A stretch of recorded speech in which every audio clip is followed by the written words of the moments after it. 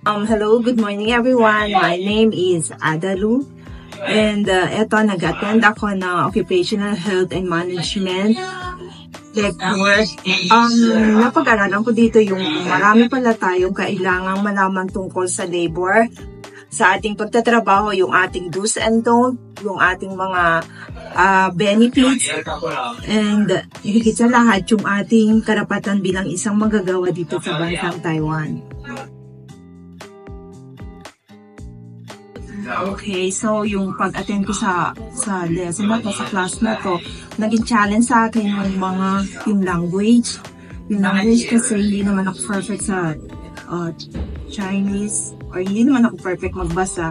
But at least naririnig ko, naintindihan ko pero hindi ko siya nababasa. Pero dahil sa Google Translate at sa aking mga katabi na marunong sa Chinese and perfect sa Chinese, nakaka-relate ako sa topic ng teacher.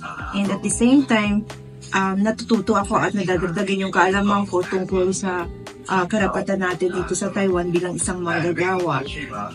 Paggamit ng mga high-tech na gamit like Googles or taking a picture and translate it to English. So, nadadagdagan yung knowledge ko, lalong lumalawa at lalo nagiging ako interesado sa topic.